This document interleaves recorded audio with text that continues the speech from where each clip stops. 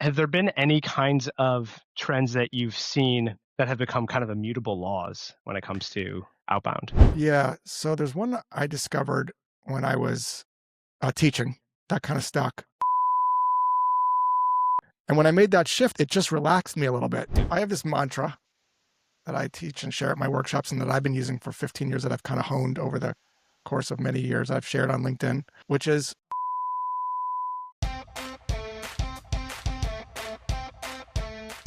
We've got a special episode of Outbound Fluff No Sales. Ryan and I have had the privilege of chatting with the one and only Josh Braun. I hope you enjoy this episode. We're going to get into his two biggest concepts, his landmark concepts, detach and illuminating questions that have to do with mindset and good script writing. This one's filled with gems. I mean, there's so many good moments in it. I hope you guys enjoy this one. And if you want us to bring on other guests in the future, let us know in the comment section below.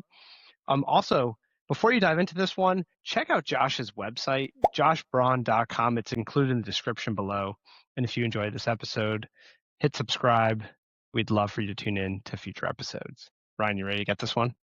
The LeBron. Of course. So we're thrilled. Ryan and I both love the hell out of Josh. We have our own backgrounds of how we came to get to know you, Josh. But on the show, which we've dubbed Outbound Fluff No Sales, it's a show about all the fluff that's keeping the viewers from their sales. So we like to talk about all things under the sun of Outbound. As you know, Ryan and I go really deep into the phone stuff. But I'm thrilled that you're here today because you bring a really unique context to, I think, two really big topics in the Outbound world. Like the first topic is mindset. And it's not the fluffy kind. Ironically, it's all about fluff, right? It's not the fluffy kind of mindset. It's like the actual limiting beliefs that many sellers have that make them sound really bad when they're out there calling because they believe something about that interaction. You do a really good job of identifying what that is, calling out what to do about it. And then and it's on your hat too. And that second thing is your ability to craft illuminating pitches, things that will illuminate a gap in a buyer's potential world that causes curiosity and intrigue and interest. And I think those two things alone are kind of like superpowers that I've learned through reading hundreds of your posts and going through your stuff over the years that I've learned from you. I'm excited to kind of get into those two topics today. Well, thanks for having me on. I'm excited to talk to you guys as well. Wait, are you saying you haven't subscribed to his badass guide, Ronen? Yeah, he's not going to say that. He wouldn't admit it. He's got it. He doesn't have to say. Don't make him. Principle number one: never shame. When he says he reads all your posts, Josh, I say I buy all your shit. In fact, I got your. I got your flashcards. I got your flashcards in the corner over there. I got your guide. You beat me to it. I was just about to pull them out. There we go. Okay. All right. Never shame. I bought these at least a dozen times for various reps over the course of the last few years. I'm just like, let me send you something. What's your address? Thank you. Love these. If you don't know about Josh's flashcards and you're a cold caller, you're in sales, check them out. Thank you, guys. Well, Matt, what is your path at a high level for how you got into sales in the first place? Because if I understand correctly, you were in the classroom for a while. You were an educator. Yeah, I was an elementary school teacher for a while, and I'm in the gym one day doing triceps at Boca Point here in Boca, and I hear this guy next to me talking about something that I never heard of before, which is something called an educational startup. It was called Child U, and I struck up a conversation with him. It was for kids that were homeschooled. It was an online educational startup. And I was interested because it was education. And I met with the guy over coffee, real charismatic guy named Scott Udine. And I was 2 years into becoming a principal. And he goes, dude, you should drop out, quit that stuff and come work for me. I'll give you like $100,000. Now you have to understand, I was making like $38,000 a year. So this sounded like, and he was very charismatic, a good looking guy, like a James Bond, kind of looking dude.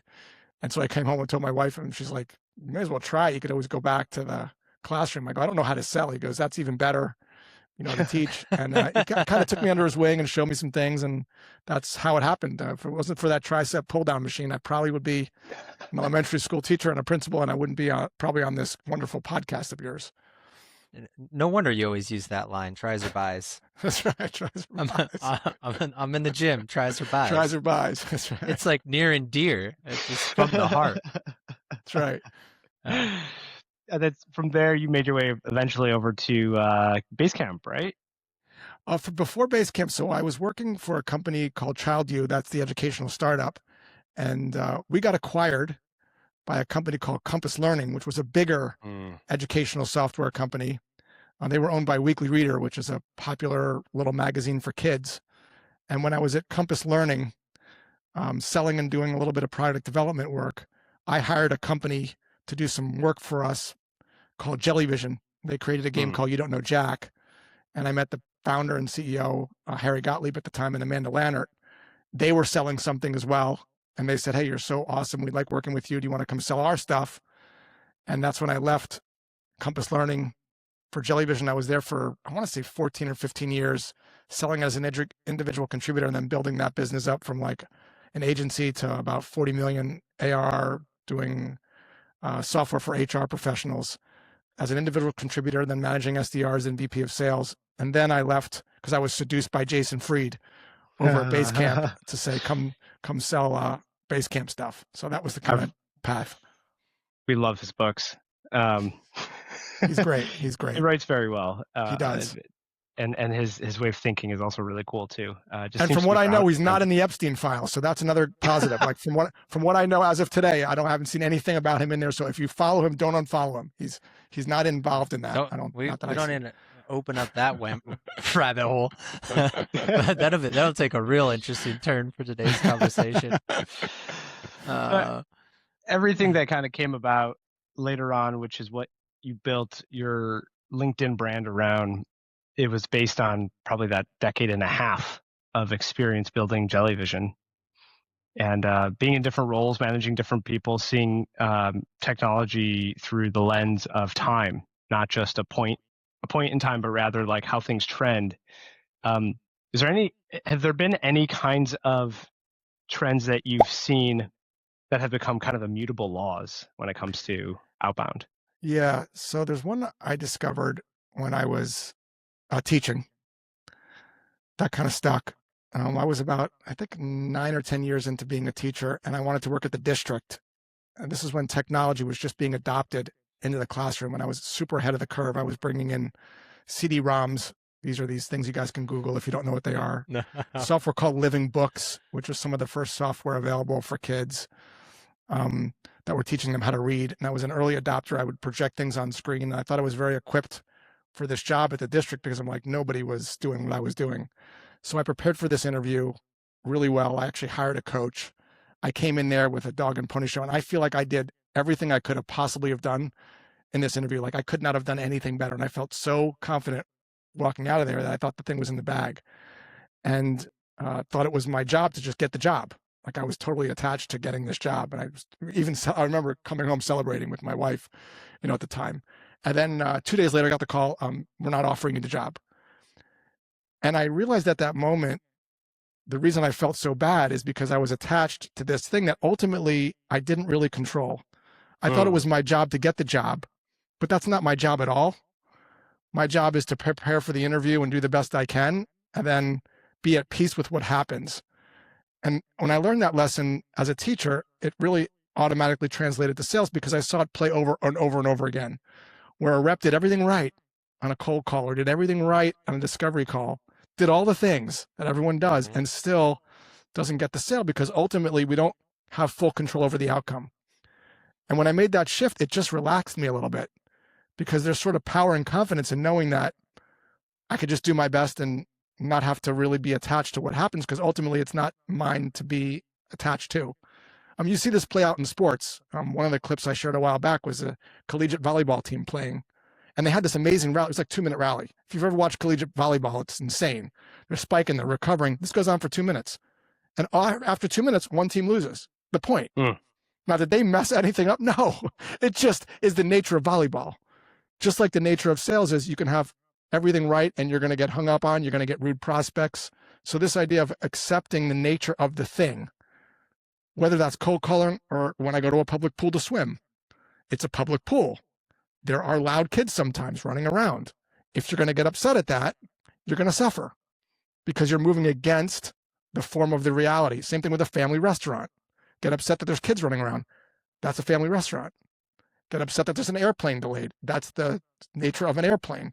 So when you move through life like that, you realize that it's a much more calm and peaceful way to go through life, because you just don't get wrapped up in things that are out of whack with the harmony of the nature of the thing.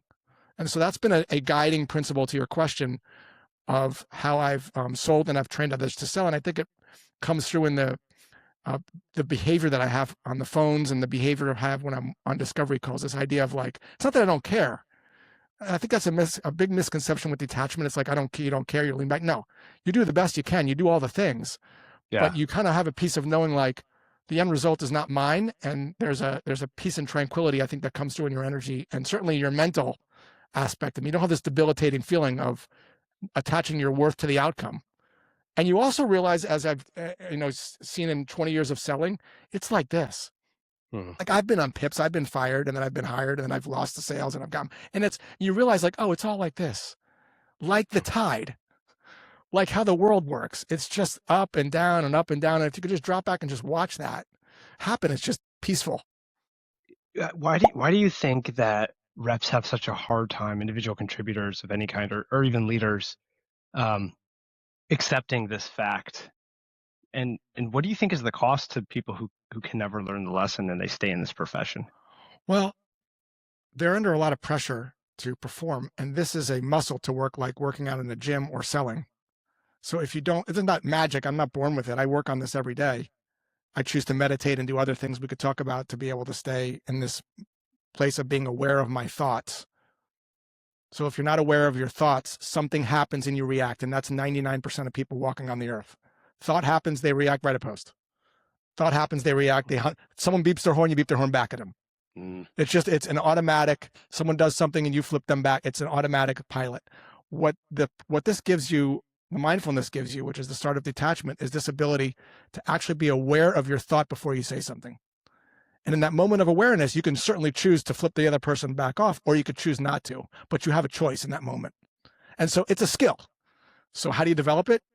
One of the ways to do it, if we're not talking about psychedelics, is you meditate.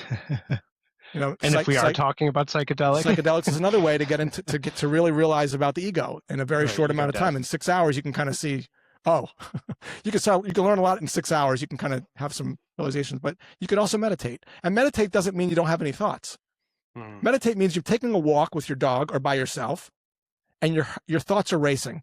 You're thinking about work or whatever. And in that moment, you realize your thoughts are racing. And in that moment, you're like, let me listen to the trees or listen to the air or listen to how things feel on my hands. And maybe that goes on in the beginning for 5 seconds before your mind's racing again. And then you catch yourself and like, wow, let me listen to my breath. That's a rep.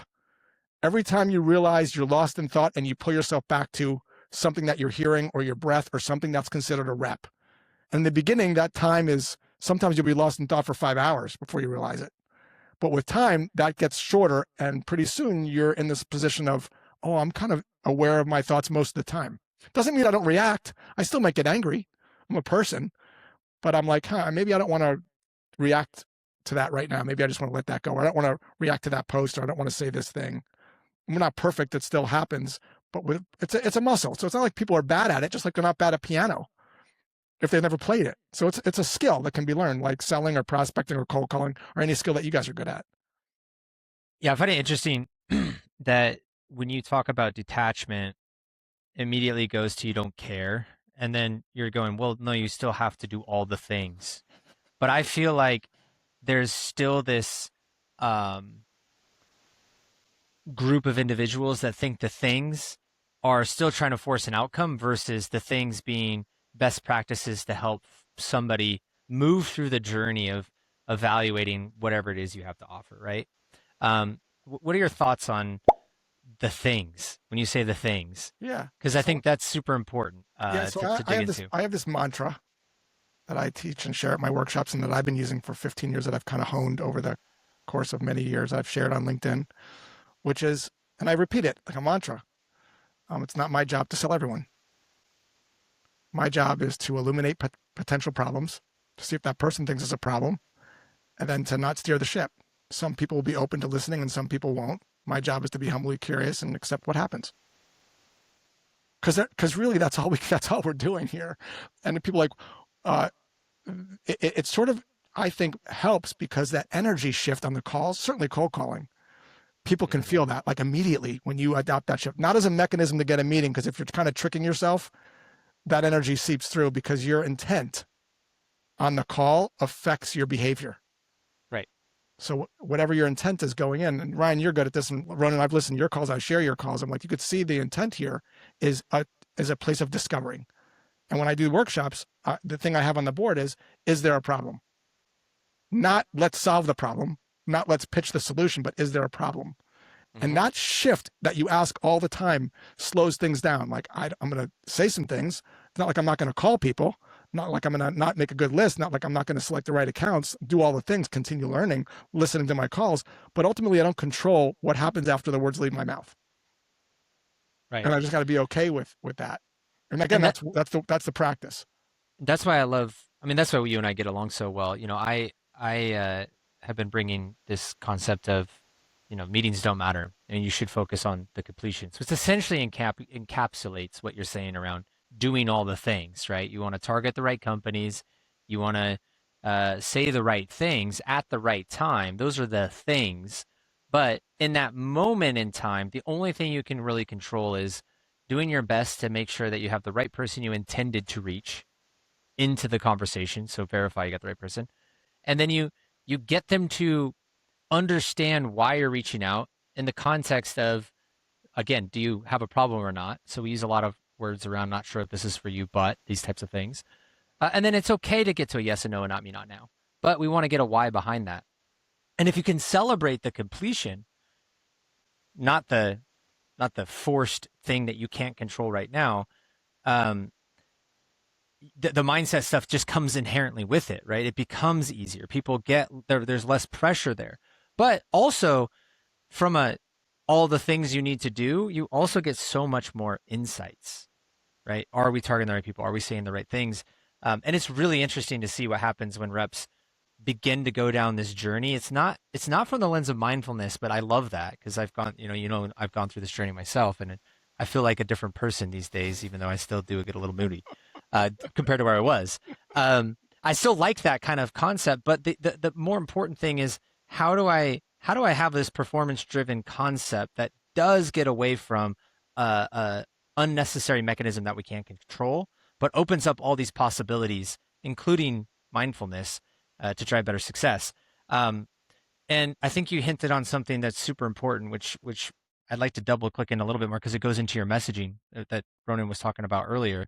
One is the detachment, but the other thing is asking the question versus forcing, right, a solution. So do you even have this problem? Can you tell us a little bit more about that, and how does that translate into maybe how you message around that versus like a pitch slap? Yeah, so let's give a couple of different concrete examples. So I used to hate sales, like hate it, because I had this preconceived notion about used car salesperson, like a lot of us, coming at me with coffee breath and saying all these things. And so the reason for that is when you approach someone and you're trying to talk to them, at them, explain something, convince them, the biology of a human being is, I can smell your commission breath. I don't want you coming at me. It's like when I walk into a Hugo Boss store and someone says, what brings you in today? I always say, I'm just looking, but that is a complete lie. Like I didn't drive across town and fight parking to go look at Hugo Boss. It's a reaction to pleased. I don't want the pressure. I don't want resistance. So I learned this very early on, 20 years ago. I had this revelation that explaining and talking at people is creating the resistance. So what's the opposite of that? Well, if I can't talk at people, I have to ask something. Okay, well, what do I ask? And at the same time, I was reading all this stuff about Challenger sale. I'm like, well, can I ask a question in a neutral way that illuminates a potential problem? And I specifically use the word potential because of the mindful thing. Like, I don't know. I have a hypothesis, but I don't know. And then pass the baton back and listen to what someone says. So in the case of the Hugo Boss store, instead of saying, what brings you in today?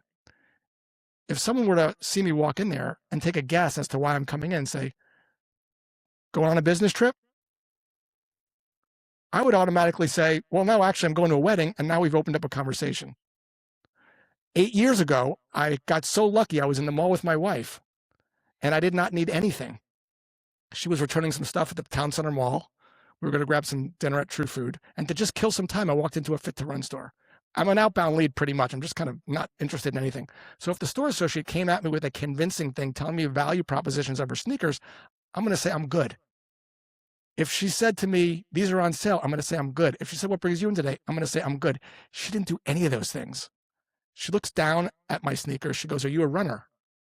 That's a question. Easy one to answer. Yes. Next thing, got any races coming up? Second question. I got actually training for a half marathon. And then she said something that I wrote down. This is like, she goes, you've probably had a running gait test.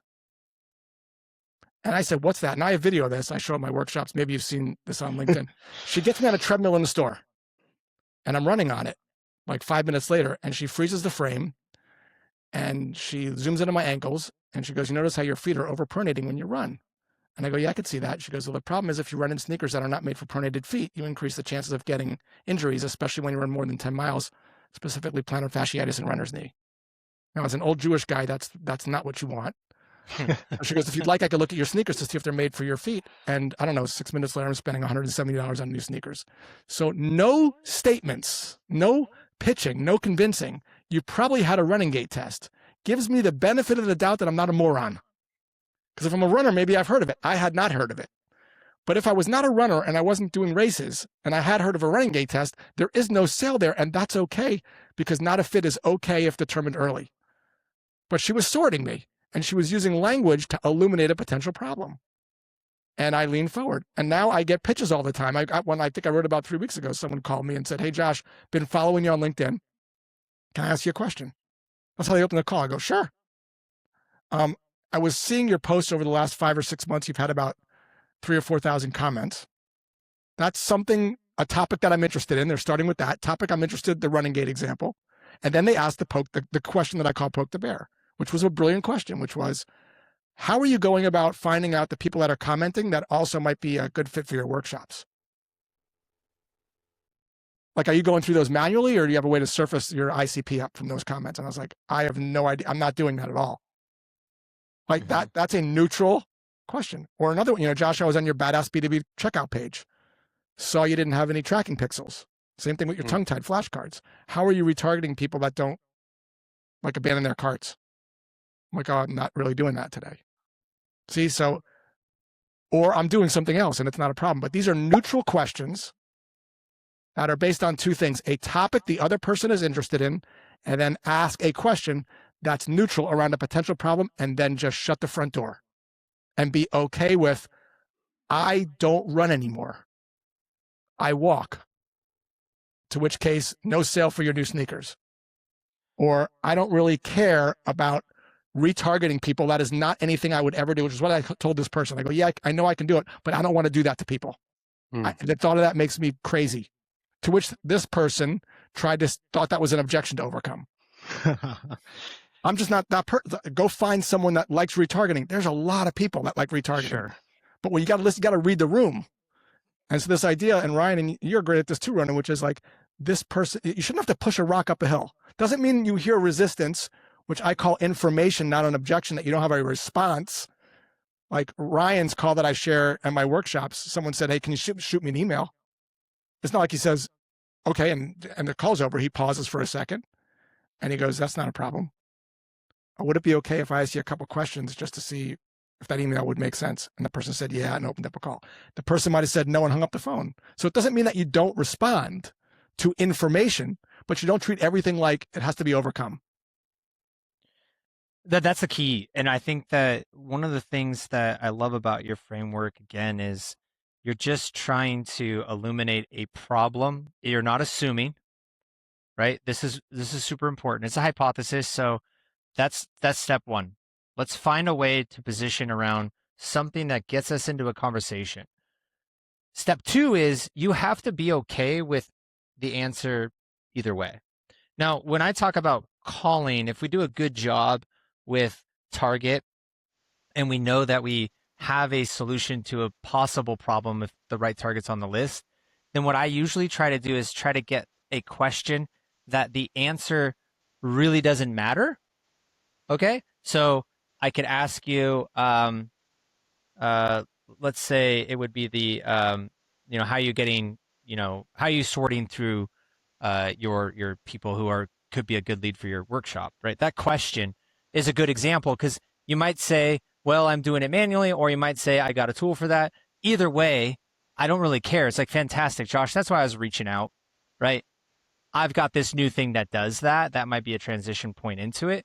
But the key that you brought up that I think is super important that most more older school sales trainers, or unfortunately a lot of founders that think their product is the best thing to slice bread, is they can't get away from they're not a good fit and that's okay. Your example of I'm never gonna do retargeting. I don't feel good about it. I say this all the time. You're not going to convince somebody that's not interested in what you have to do. You have to understand the math of markets. And some people are just never going to buy from you because of a lot of reasons. And that's okay. That piece is super hard for some people to wrap their mind around, especially if they work for somebody who thinks that they could pivot. Sandler's terrible at this with the way they do their like statements of, problem, is that not you? Okay, if it's not you, then problem, is that you? And it just annoys the crap out of me. And I think that this is, if people are listening to this section and they got along with most of my rambling here, the key that Josh is saying is you have to be okay. This is going back to detachment. But if you're asking the right questions, you're illuminating a problem, it will work to open up. You use several examples, open you up into more conversations. But you also have to be okay that when they open it up and give you the right information, to not try to overcome that. By the way, the guy that said that the retargeting and that's not for you. Okay, I went to you. I'm a digital marketing company, probably offering retargeting services. Not interested in digital marketing. If I took that information, like you said, Josh, and I go away, what did I learn from that conversation? I learned that Josh picks up the phone. He's willing to have a conversation, and he's probably not okay with retargeting. But maybe you would be okay with targeting. So what if I came back to you in 6 weeks and say, hey, Josh, I know we spoke the other day. I know you don't like the retargeting thing and hammering people, but I had this idea. Have you ever thought about people who look at Tongue-Tied but have never purchased Badass Guide? Would there be any interest in being able to target those folks? Maybe that's a different conversation for you. It's the same general technology. It's a legacy thing, so you're not hammering with retargeting, but at some point you may want to revisit people that are aware of you that looked at another product. Like, is that something to be interested in? It's a different approach, I love different that. use case. The only thing right? I would suggest, and this is subtle, this is a subtle thing, and as I'll talk about Ronen's call in a second too, that I shared at the workshops, which I thought he did something else that was very unique that I point out. But Ryan, just on your part, instead of have you ever thought about, I would consider using you've probably thought about. Now, why do you think I'm suggesting that? I'm going to pose the question. What's the difference there? That's neutral. You're not calling up any potential triggers. You're not accidentally calling someone a moron. Yeah, you're not judging my intelligence. You're not saying you're stupid because you haven't thought about it. That's right. You've probably thought about it. I love that. I love that question. It's the same thing with the running gate. And then Ryan's example call that I share on my workshops often. I'm going to butcher this a little bit. It's not as fresh in my mind, but I think he's selling something about surfacing support tickets.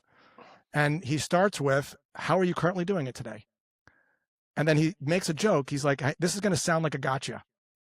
Oh, yeah. Do you have like an easy way to be able to surface this without doing X, Y, and Z? And she just opened up because he owned that this could feel like a little bit of a trapping kind of a question. But if he left that out and he said, do you have a way? It could have been a little bit more like leading. But I also like this idea of breaking the fourth wall. If you're going to phrase the question like that, do you have an easy way to, is to phrase it like that. Or there's other ways to phrase the questions that are a little bit more neutral. Like, have you considered, you probably looked into whatever it is that you were selling. And then she would have, oh, well, kind of we did. Or most of the time they're going to say, we looked into it. And now look what you've done. You've stopped explaining, because now you could say, oh, it sounds like it came off the rails, or it was too expensive, or it wasn't a fit. And you're going to get more information versus if you said, well, have you considered this? And you start explaining, yeah, dude, I looked into that. What do you think? I'm a moron? Like anyone that's doing RevOps for 15 years with Captivate IQ probably knows if they're calculating commissions with a spreadsheet, they probably know it can be automated. So if you call them and said, when you're calculating commissions for your 100 reps, is it automated, more of a spreadsheet copy paste thing? And they say spreadsheets, and you say, that's exactly why I'm calling. I saw Captivate IQ. They're gonna be like, back off. But if you said, you probably, in a calm voice, if you Mm. lean back and said, you've been in RevOps for 15 years, you probably looked into automating it. Yeah. Just like that, and shut up, and you're going to hear, yeah, dude. And then you might say, your rules were too complex for automation. This is called elicitation. People in the FBI use it all the time to get information. Chris Voss made it kind of popular with, sounds like Carl Jung, if you want to go back, uses it in therapy if you go back even further than him. But they've used these principles called elicitation, like the Hugo Boss guy. Business trip, guessing you're going on a business trip. So if they've never heard of automation, they're going to correct you. No, we haven't really looked into it. Or if they, yeah, we looked into it, then you're going to take another guess because you know the market. Oh, it probably means I'm guessing your commission rules were too complex for automation. Well, actually, either way, you get more information and you may determine, wow, this isn't a fit. Or you may determine, in the case of the Captivate IQ call, which is they had a knowledge gap, to which the rep realized and said, John, it seems like we can address that. You would know more than I do.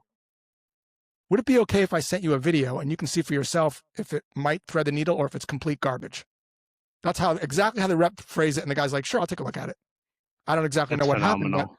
But it was him leaning back and not hurting the ego of lecturing to a 15-year-old RevOps guy about, have you considered automation? I'm like, dude, I know. I know about automation. Ryan had sent me this book, Exactly What to Say, which has another few a few of these in there. So one of the phrases we use with all of our cold callers, the scripts that we write is, I'm not sure if this is for you, but great. Yes. As like a lead in to the pitch. Yes. And it's and delivering it also with that neutral tone of like, I'm not really sure if this is for you. Yeah, but that phrase is great because it says there's no assumptions here. Yeah. Yeah. And I think there's a tremendous amount of personal liberation in a rep trying to pursue that detached mindset in using these phrases too, because there's a part of your brain that has to accept what you're doing as truth in order for you to do it. So if you're trying to deliver it in a way where you're not sounding like you're actually pushing, somewhere in your body, you actually have to, in your brain, you have to accept the fact that you are going to detach in order to deliver that statement the way that you want it to sound. Yeah. When I was in Bolinas, which is a surfing mecca, I don't surf, but I talked to a bunch of surfers and I watched them for like 3 hours. I love to watch things. And I realized something when I was watching them. This was, 5 years ago. I think I've written about it many times. I'm like, these surfers do not care if the wave is good or bad. And you know what else? Who else doesn't care? You watch Major League Baseball. Whether these guys hit home runs or strike out, they look the same. And the best guys get on base, 35% of the time, and they just get up there and they swing the bat and they just go back. Look at Kobe Bryant. Just all the greats, all the sports, they just go and do the thing, and then they realize that strikeouts and getting on base and home runs and balls or whatever, it's all part of the same experience. So you translate this as the same like surfer mindset. Oh, there's not good or bad calls. Calls just are. We call them good and bad. This is what I was tangling with you a little bit, Ryan, on the post this morning. Like, we label things that just are, and we expect things. And when you expect something, that is when you suffer, because you can't control others. You can't control all the things. You're just like, oh, that's just how that is. Yeah, that just changes things. You hit on a good one. I was working with a client a couple years ago where they literally had in their call results like negative, positive, and then like neutral. And I'm like, 70-80% of the connects are going to be negative. Just the math, right? You're saying not interested, negative, no budget, negative. It's like, do you realize you're having your reps mentally say this is a negative result, 3 out of 4 times all day long? What is that doing to their psyche? It is not negative. It is what it is. Like, call it what it is. I would rename it Sorted Out. Yeah. I sorted these guys out. Yeah, sorted out. Yeah, I like it. Sort it out. Because you're sorting. That's what you're doing as a cold call. You're sorting. Bingo. Yeah. And we used to like to share a statistic on this episode that I want to get your reaction to. So if you take a few steps of a process, I create a list of an accounts, contacts that I want to try to sell to, talk to, I then get some phone numbers. If I go from my original list that I've created with somebody with a phone number, and then people who are going to both be reachable, not just on my list that I want to talk to them, and have some level of interest right now in what I am calling them about, the range for that from your original list is 0.6 to 2%. That's the range, 0.6 to 2%. So it could mean that if I've added 200 people to a list, like maybe one of them is both reachable and ready right now to actually move forward. The other 199 may never be able to pick up a phone, ever pick up your call. Or if you do get them, chances are somewhere between 90 to maybe up to 97% of them are going to be a no, not now, not never, or just they're the wrong person I altogether. think there's some nuance to that. Let me give you a couple examples where I would push back. So these are some examples that I share and that I've experienced personally. So when I sold HR, there were these events called open enrollment where everyone would enroll. So these were timed events that were like top of mind, and these things were like urgent that they do some things. A simpler example to describe is imagine that you are selling something called Spot Hero. The problem that it solves is if you're going down to Miami and you want to park, especially if you're going to a concert, it is expensive if you want to park near the event, and you got to leave super early because otherwise it's just 45 minutes to get out of the parking lot. So with Spot Hero, you can actually reserve a spot in someone's house or nearby for a fraction of the cost. You walk there. So if you know and have a list of people that are all going to see Crunbin down in Miami on the 26th, you could email all of them with something like, hey, looks like you're going down to Crunbin, which means you're going to be circling the parking lots or paying, $45 to park over here. With Spot Hero White, that's going to be a much higher need now versus the case that you brought up because there's a timely event happening. I agree with you for the most part, but there's also these events like I work with a woman that's the CEO of Ant Flow. She sells women feminine projects, and sometimes states will pass new legislation requiring that these products be available in schools, and so they have to do something. Yeah. And so there are these signals, trigger events that can make of course. If you more top of mind. Yeah. If you can get signals that this is the cold market data. If you just pull a list of your market with no signals, you're in that range that Ronen's talking about. Ideally, at some point, the North Star would be I only have a list of people who have a signal who also are reachable and receptive, and that would be the North Star of calling.